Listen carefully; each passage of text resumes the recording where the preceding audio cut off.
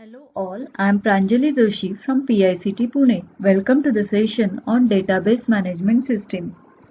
Today in this session, we'll learn integrity constraints. What are integrity constraints? Integrity constraints, these are rules on the columns of a table. Basically, integrity constraints prevents invalid data entry into the table. So in this session, we'll learn the first type of constraint supported by MySQL, that is domain constraints. Domain constraints. So from domain constraint, we are going to start with the not null constraint. So let me create and use not null constraints on the table. So I'm going to use my database. Now I'm going to create table student2 having columns roll number of integer, comma, name varchar of size 10. Okay. Now here I have to specify the constraint, a rule on the column of a table. So roll number integer, where I am specifying roll number cannot be null. So now here let me terminate the statement with semicolon. Yes. So the table is created. Now I can check whether the table can accept null value for roll number. So I'm going to use insert into student2 values. So for roll number I'm using null value. For name I'm using name value. Now it is showing me error that column roll number cannot be null. Why? Because as we have created not null constraint for roll number, because of that it is showing error that column roll number cannot be null. So we cannot insert null value for roll number. Always remember, by default all columns in a table allow null values. So let me change the insert statement. Insert into student2 values roll number 1, comma, here I am going to insert null at the place of name. So now check. Yes.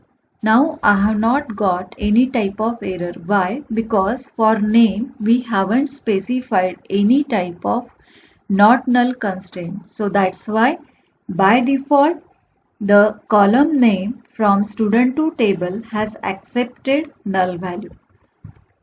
Let us check what values are inserted in student2. Yes. So we are having roll number as 1 and name value is null. So basically what is null? A null is distinct from blank or 0. And always remember, we are going to use null value whenever we are having certain data not available, missing or not applicable.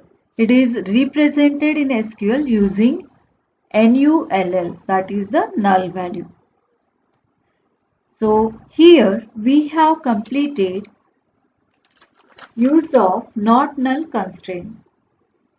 Now let me begin with entity integrity constraints.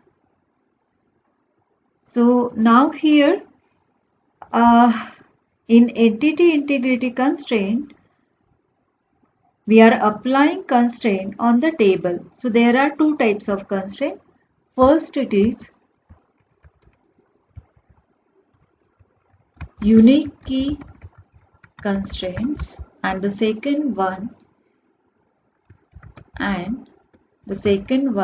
is primary key constraints. primary key constraints. Let's start with the example.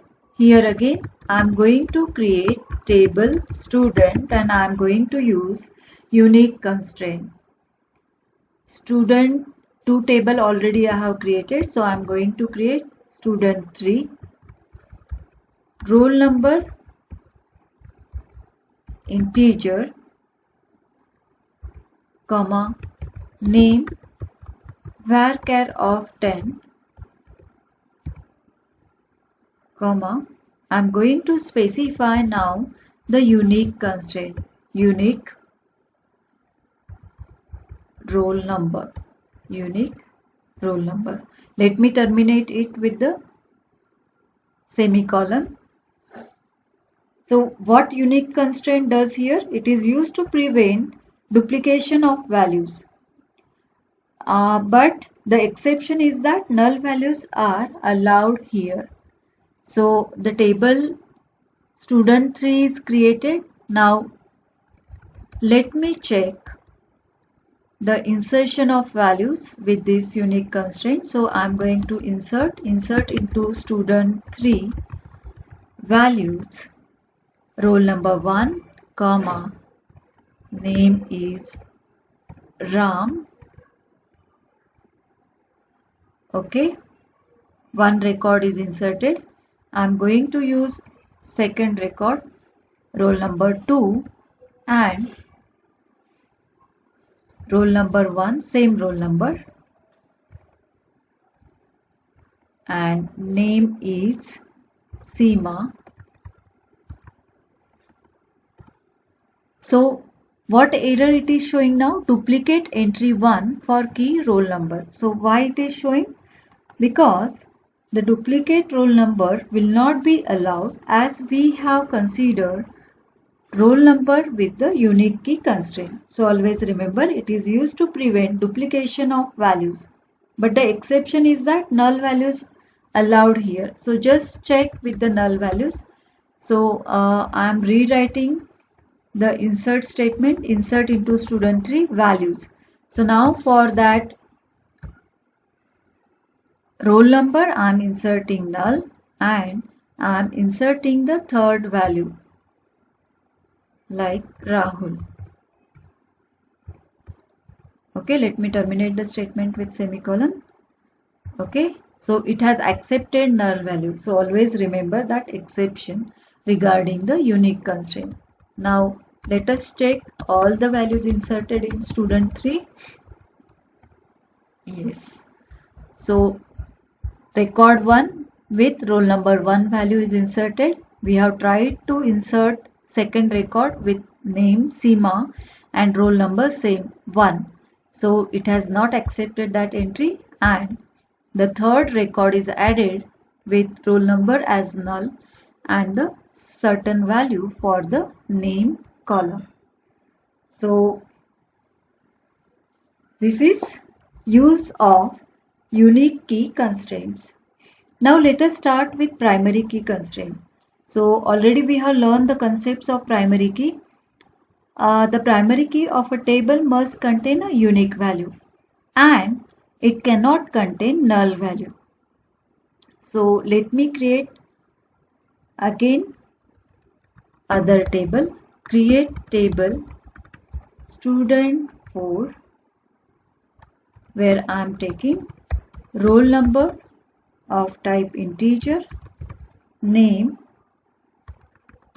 varchar of size 10, comma, here I am going to specify the primary key constraint. So primary key, and I am going to make roll number as the primary key for the table. Okay, table created.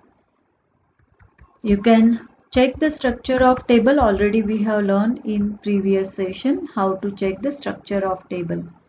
So here the related parameter shows roll number has been defined as the primary key.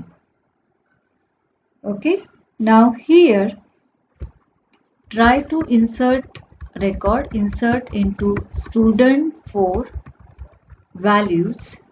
I am inserting roll number 1, comma, name is Ram, comma, okay, and completed. One record is inserted. I'm going to insert another record with the roll number as 2 and name as Rama. Okay, row is inserted. So now here I'm trying to insert null. Instead of roll value specified for roll number, I'm specifying null. Okay, so let me change the name over here, Swati. Okay, so now check. So here I'm getting error, column roll number cannot be null. So that is the difference between unique key constraints and primary key constraint. Always remember, unique key constraint allow null values, whereas whenever we are using primary key, it doesn't allow null value for the specified column. So always it is not necessary that we are going to consider only a single column as the primary key. It may support for multiple columns as the primary key. So whenever we are using multiple columns as the primary key, it is called as a composite primary key. Let me use that composite primary key. Create table student 5, where I am going to consider the columns as fname varchar of 10, comma, mname varchar of 10, lname varchar of 10, comma, ct varchar of 10. Here I am taking very simple examples. Let's terminate it.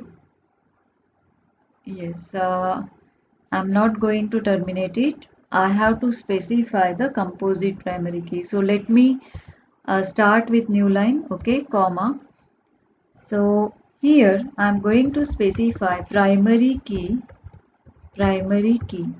Now composite primary key we are going to consider. So fname, comma, lname will be the composite primary key for this student 5 table. Okay, what happened? Yes, sorry, it's a spelling mistake. So I'm going to repeat that command. Create table student 5